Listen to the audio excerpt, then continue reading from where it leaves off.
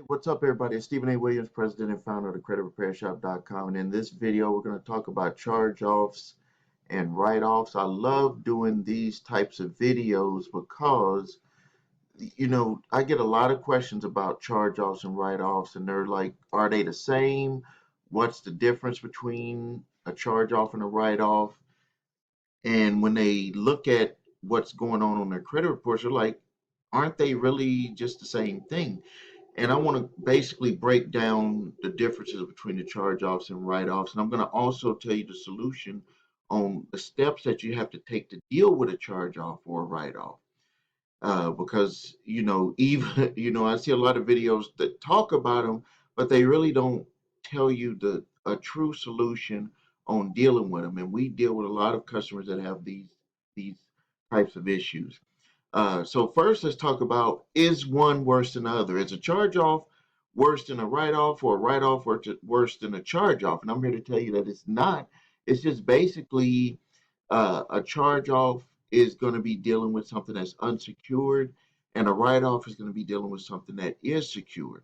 So charge-offs basically is when a creditor gives up on you or whoever paying on that debt. It's something that's required actually by law, because they can't have accounts that are on the books as good and they're not good on not good. So usually it depends on what type of account it is, depends on how they're doing their books, but it's going to be a 3 to 6 months of no payments. And then they're going to basically say that this account is charged off. And then they're going to remove it off of their assets on their books. So if you look at, let's just say you have a company and they have their books and they're saying, like, we have payments coming in from these accounts that are out there, they have to take that off of their asset side and put it on a liability. It was something that is non-performing. And they have to do that because the investors will be like, hey, what's going on with these payments? You said that we have all of these payments coming in, but they're not coming in. Profits are lower. So they have to, account for that, and they're going to put it over into their, and take it off of their asset column and put it over in their liabilities or non-performing accounts. Write-offs are basically the same thing, but it's usually going to be done with real property, like a building, a vehicle, equipment, stuff like that. Still going to be 3 to 6 months of no payments, and then they're going to move it off the asset. But one of the things that they have to do is they have to detach that asset from the real property. So if it's a credit card, they can easily just say, hey, we're going to give up. It's going to be a charge off. We're not going to get the money. We're going to deal with what we're going to do with it. But when they have an asset attached to it, like a building they're going to foreclose on, or a vehicle that they're going to repo, or some equipment that they're going to repossess, they have to figure out a way to take that, number one, off the books, but also to not, what this is what I see. This is what I see is that they want to try to detach that asset from that loan, and then they're going to try to sell it off, and then they're going to still try to come after the individual for the remaining amount. So you'll see that, like, they'll say, let's just say for a vehicle, most of you've probably dealt with this for a vehicle, they're going to say you have a deficiency. So we detached the loan by doing a write-off from that vehicle, and then we're going to have this deficiency balance that we're going to send to you, which, if you think about it, there is no security on that deficiency balance. So they've detached and taken away the actual property, the real property, and then they're trying to collect on something that really doesn't have any property attached to it, and that's was done in the write-off process, which in a way makes it become like a charge-off. That's why everybody gets confused when they see that. They're like, where there's no, I don't have a vehicle anymore. They sold the vehicle, and they're just coming after me for the amount that was left. So creditors always try to do that so they can put it into a charge off so they can sell off the real property. We saw with Santander how they were kind of shaking and baking and doing that, where they were becoming their own debt collection company, and they would charge off the vehicles, the loans, and then they would sell off the repo vehicle, and then they would just have it as a charge off. So they got caught doing this. So that companies cannot legitimately do it without going through a real process. And you'll see that the real process, they're going to go through and they're going to sell a vehicle or sell a property, and then they're going to come after people for the deficiency balances on vehicles. And then with buildings and equipment, that's going to be touchy. Maybe they're just going to, try to come after the individual for the remaining amounts of the loans. So now let's talk about some solutions here. With both of them, you're going to need to find out who owns the debt now, because it can be very confusing, very complicated. You have debt collectors calling you, but they're saying that they're hired by the original creditor. You have the original creditor who are not supposed to be calling you as a debt collector, calling you asking about the debt. So you need to just say, hey, who owns the debt?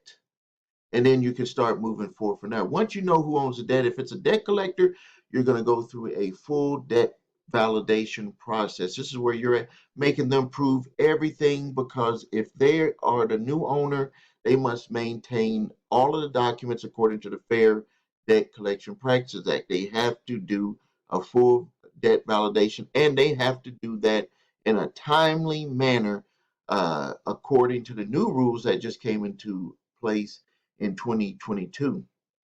If the original creditor, uh, let's see, if original creditor, I put receipt of sale. If the original creditor still owns the debt, you need to have them the receipt of the sale of the property. Or if it's a credit card company, then you're going to just move straight into a settlement process with that uh, original creditor. But if they sold a vehicle, if it was some type of property that was sold, you want to make sure 100% what that property sold for, so you can see if you really do owe the amount that they claim. We're seeing this happen with a lot of vehicles right now, because used car dealers are having a hard time finding used cars, and they'll pay premium if the vehicle was in good shape, and you want to make sure that that they did not sell the vehicle for more than they're claiming, uh, and then they're trying to come after you for more than they are supposed to be coming after you for. So just make sure. Always ask for the receipt of the sale for any real property that you had. That if it was a building, equipment, whatever it was, you want to make sure that you get that, so you know that they're coming after you for the right amount. And then the next thing is you need to check your credit reports. Now, these are not all in the right order. I want you to do all of this stuff. And then you look at the way that you're going to attack dealing with a charge off or write off.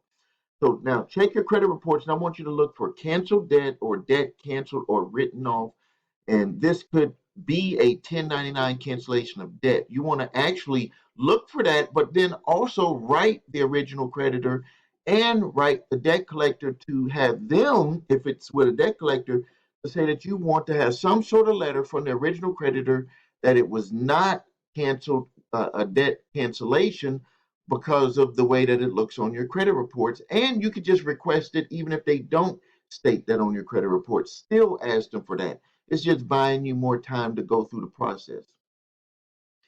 The next thing is you need to check the statute of limitations for your state. And you can go to my website, thecreditrepairshop.com. On my blog at the bottom, click it, type in statute, and you'll see the statute of limitations for all 50 states. There's going to be an update very soon, because the state of New York and New Jersey just lowered their statute of limitations. They lowered it by a couple of years.